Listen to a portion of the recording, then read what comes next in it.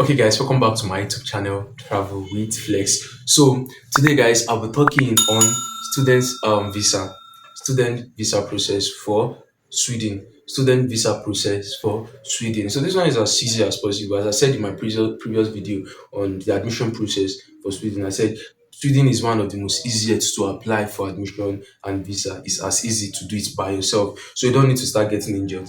I will pay you 100k. So yeah, let me do the application. No, it's very easy. So I'm going to list the step. And as I said, if you're a family person, Sweden is one of the best places for you to locate to, apart from UK and US. So those ones, I want TCB come. If you want CB come, put them for one side. You understand? Move to Sweden if you're a family person. It's sweet. It's interesting. I'm just telling you, na hint. So watch my other videos if you want to start the process. So let's talk about the visa process. It's as easy as possible, as easy. So the first thing you have to do is visit immigration vacate.se. Once you go to their website, log on. It's direct to you. Don't have, it's not complicated. Once you log on to their website, you will see is it for tourist visa or whatever, or student visa. Once you click on student visa, it will take you to a portal. You create a very first mini account or something like that. You verify, you do other stuff like that. Then you go ahead and fill in your information. Just they like if they fill your Facebook information, if you register Facebook, just write your name, your age, your this, your that, your blah blah blah. Exactly like that. That's what you're gonna put there. So first of all, once you visit immigration vacate, that's number one. Immigration vacate.se, scroll to the place they put student visa or student resident permit application. Scroll there. Once you scroll there, the first thing you put there is your personal information. It's as simple. What is your name? What's your this? What is your that? That is it. I'm just trying to tell you how simple it is. You can just your phone self, if you do everything for your phone, you don't need a laptop. But if you are not comfortable doing everything on your phone, like someone like me, I can use my phone to do anything. Nice. So, but if you have a laptop to make it easy, use your laptop. Thirdly, have a valid international passport because you're gonna upload a lot of things. Like you're gonna upload, you're gonna do this, you're gonna do that. Like mine, if you have a good phone camera, instead of going to cafe or looking for a cafe to start scanning, if you have a good camera, just use your camera to snap, crop it. Or there's these other scanners that make it look more perfect. I'm just telling you, all this one go dey waste 200, 300 to scan. Or yo, but I'm just giving you tips on what you can do by yourself. Look for a very good lighting. Put it, snap, scrub, upload. And if it's in PDF they want it, go to online, go to Google, type convert JPEG or image to PDF. You see a lot of websites that will pop out. They help you, you just put upload the image, you convert it to PDF, download your document, you're good to go. Now, work history, fourth work history. It's not that they start telling you write it. No, you just feel they're like, which work are you doing? You type it, the history. Okay, from so so year to this so so year. Bam. You just choose the date.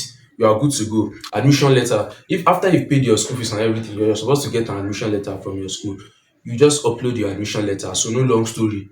Admission letter is needed. That's just it. Then your confirmation of payment. You have to show if you've paid maybe a letter. There's something that the school used to send to you that okay, you've paid so amount, so amount. You have a letter to prove payment. You understand? That's for that. Then for the health insurance, like other country that you have to do your own health insurance yourself. But out of the school fees you paid, the school have covered the insurance for you, the health insurance. So you don't need to start looking for AXA or one company. I want to do health insurance, so I want to do this. No, it's school have already covered that for you. So don't bother about that. Now, this is a place that a lot of people do have issues, and that was one of the issue that I had then, and I see I no go ever joke with am. So if I talk about this one well, make you just take my advice well well. Proof of fund I made a mistake sef for me too. I used to say it, if you want to do proof of fund, don't go and use what are they calling them?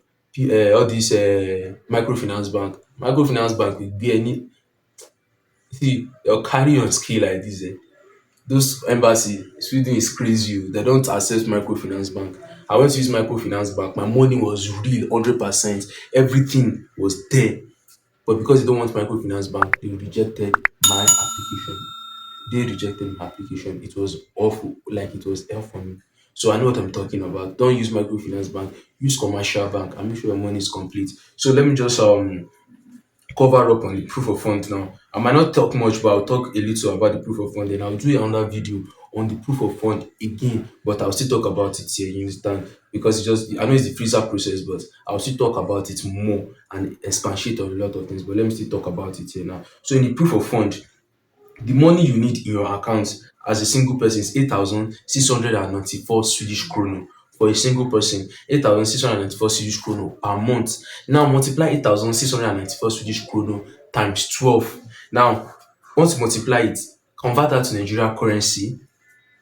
That is the amount you're paying. And make sure that anything you convert, make sure you have an addition of at least maybe 5 or 300K in case maybe anything change. So you be on the safer side. They don't tell you start resubmitting, because anything that has to do you start resubmitting your bank statement. It means that they might start to tell you go and print from 6 months back and other stuff like that. So just note that. I'm just telling you now my piece of advice. Now, if you're a family person, you're going with your family. Now, if you're going with your partner, the addition money that I will add with your partner, maybe your partner will follow you. The addition is 3,622 Swedish kronor. 3,622 Swedish kronor. So add 3,622 Swedish kronor to 8,694 Swedish kronor monthly. That is it. So now, once you, if it's you and your wife and you add the 3,622 Swedish kronor is for her, so add it to your 8,000, now multiply it by 12. It gives you the total amount you will spend. Hope you get that. Now, if you have a children, you have a child or you have a kid, now your kid is just 2,173 Swedish kronor. So add 2,173 Swedish kronor to the previous two, that is 8,694 and 3,622. Add the 2,173 Swedish kronor to that. Now that makes its total amount. Multiply that by 12. Now it makes total amount of what dependents need. Yeah. So now, if you are dependent and you want to apply, make sure you have this document because it will be requested for. So that's just for the proof of fund. So I will do another video to expatiate more so that if you want to start to ask question, that video will answer your question. Now, these are additional documents that the dependent need. You need your international passport. That's maybe your wife, your partner. Then proof of relationship like marriage certificate. Yeah, marriage certificate wetin show say yeah you don marry, you understand, wetin join two of una together. No be say just for fence wall, you know say jump enter fence. Understand wetin I talk now. Now birth certificate, na parent consent. That's it, parent consent, and you are good to go. It's as easy as possible. It's as easy as possible. So there's nothing complicated about this thing. Then after you done, you pay 57,000, sorry, for your application.